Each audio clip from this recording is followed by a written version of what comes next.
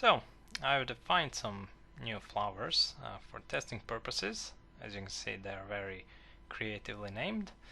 And now we can finally create a page and pass some data to it with a data source, so that we can start actually doing something useful. We will not do any templating yet. We will not display any data, but we will play with the data in a debugger. So let's go to the pages and create our home page. So let's create a new page. Let's call it home page. Handle will be automatically generated. Parameters, we'll touch upon them a little bit later. For now, we'll just leave this alone. And now let's take a look at this type field. So, as I've said earlier, routes are kind of a combination of views, and actual pages are kind of a combination of views and routes. And here we have some predefined types that kind of have internal purpose in Symfony. So each of these has a meaning.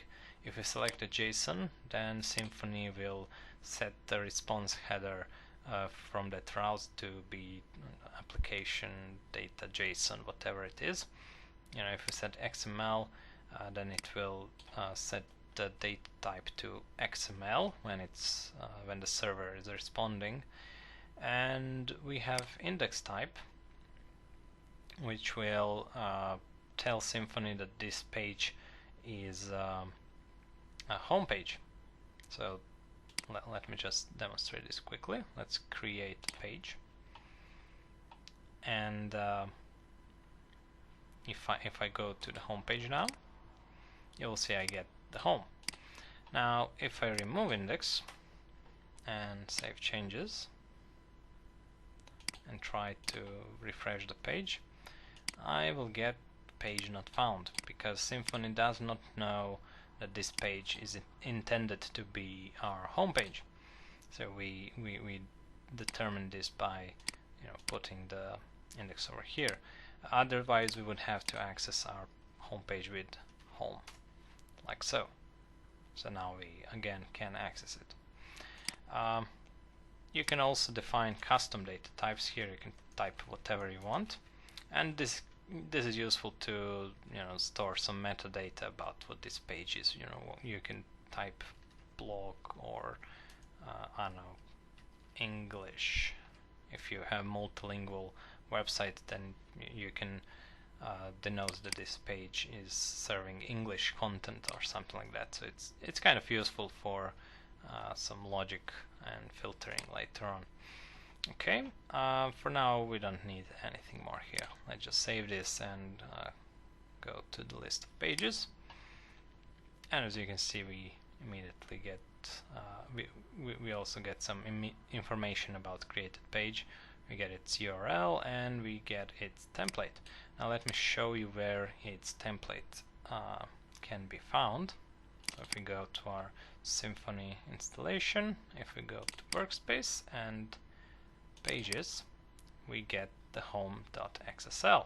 Let me just open this in my editor, and as you can see it says value blah blah blah, some HTML. We can type something here, and if I refresh the page, I should get this gibberish that I've written here. Okay, so now let's create a data source and send some data to our view. And I'll just close this.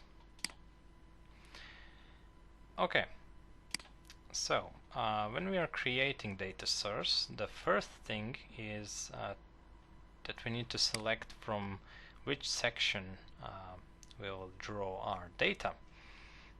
And as you can see, we have our defined sections, but we also have some system sections like authors and navigation. Navigation will give you the list of all pages that you have created, with their URLs and some metadata that you have put in them. And authors will, of course, give you all the defined authors in Symfony. So for now we'll just create a section for flowers, because on the home page we want to show 6 featured flowers from our flowers section. So let's call this data source featured flowers. And you can see we have parameter field. We will leave this for now. I'll cover this in a later video. And now we need to filter our data. We want to only get the flowers that are featured and that are also published. So as you can see, we can select some fields by which we can filter. Now here are predefined fields that we have, and there are also three system defined fields. So we have system ID, and this is kind of a unique identifier for every flower so that you cannot mistake them for something else. We also have system creation date, modification date, and whatever. Okay, so we want to filter our flowers by whether they are featured or not. So let's add this filter, and we only want flowers that are featured, and you can see that we have these two options over here. So yes, we want flowers that are featured, and we also want flowers that are published. So yes, make this yes. Okay, so now this is done. We'll get only flowers that are featured and published. And the next thing we want to do is, choose how we will sort this, by what we will sort this. So we can, sort them by creation date, and we can sort them descending so that we first get the most recent featured flowers. We can also group them, but we'll take a look at this later. And we can also enable pagination. So right now this is disabled, and we don't really need pagination on the home page, but we want to select only top 6 results. So I'll just change this to 6 and leave this page number over here.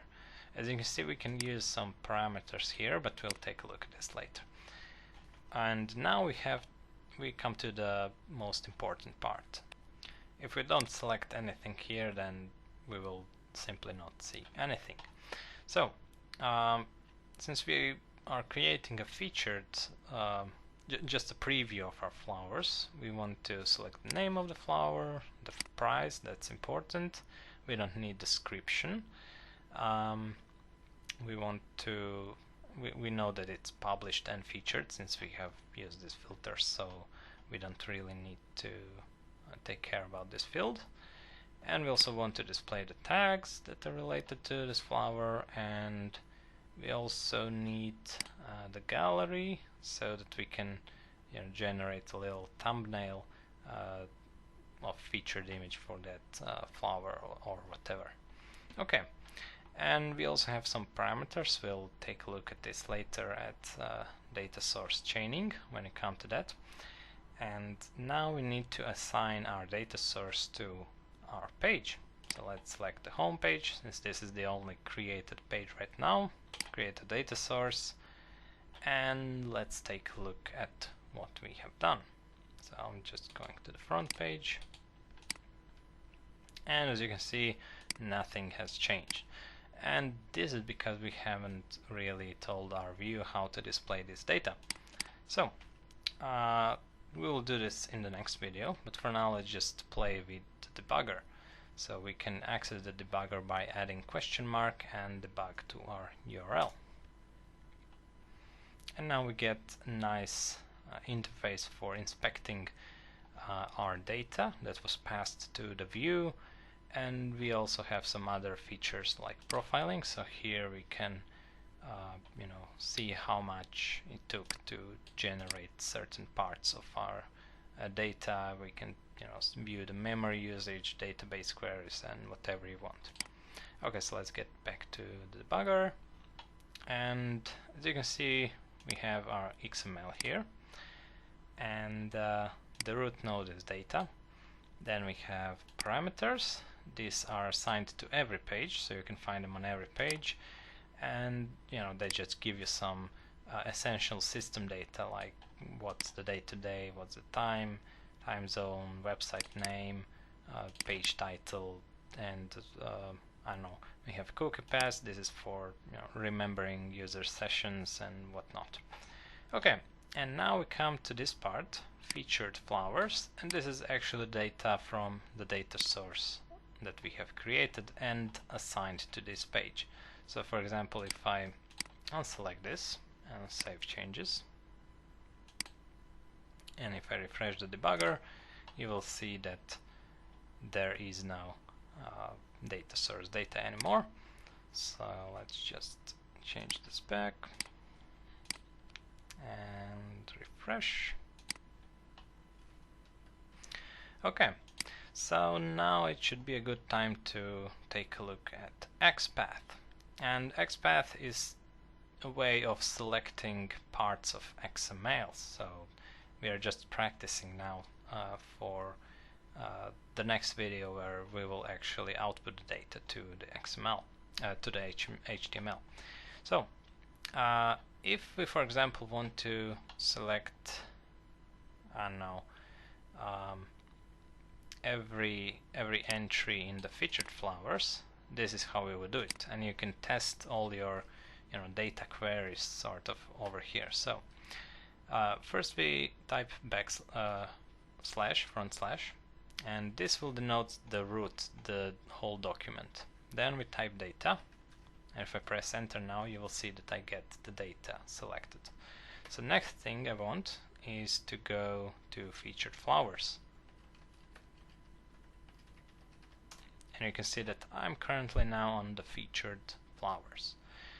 And as you can see, it's quite similar to how we access directories on our computer. So it kind of follows this path. So now let's select every single entry in the flowers section, like so. And now you can see that we get all of these entries selected here. But what if we, for example, want to select a specific entry? So we can do this by typing brackets, and we can access, for example, the ID property of the entry by typing @id and typing that it should be equal to 19, like so. And now we have just selected this single entry. So in these brackets you can kind of put conditionals in here. So for example, if we want to select all entries where ID is less than what do we call it, for example, less than 17. Oh yeah, that's one little bag. Let's select everything that's greater than 17. So now it works. As you can see, we have created only we have selected only 18 and 19.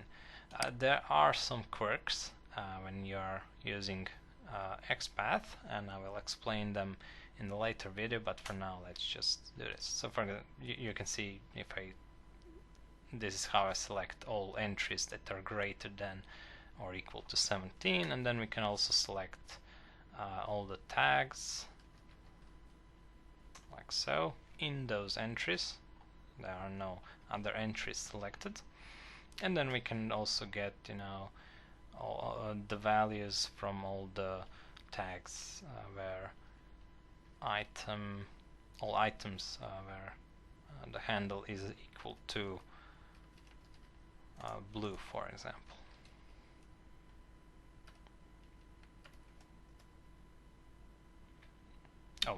We need to put a single quotes because this is a string. So you can see all of these have blue. Let's see which one of those have purple. And we can, for example, select entries that whose tags who have tag entry whose handle is equal to purple. And I forgot the single quotes again, like so. Oh, actually this is wrong syntax, syntax. We need to do this, and so. And where did I make a mistake?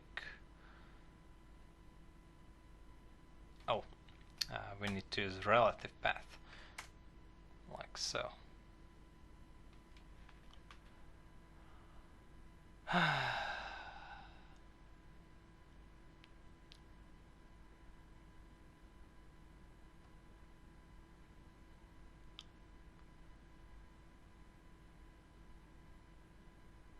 Oh, tags. Entry. Oh, I'm an idiot. It's not entry, it's item. Okay. So now we have selected all entries that have tag purple. And this is essentially how we get the data from our XML. And then, you know, we just use XSL to output this selected data into certain parts of our HTML. And in the next video we'll do just that.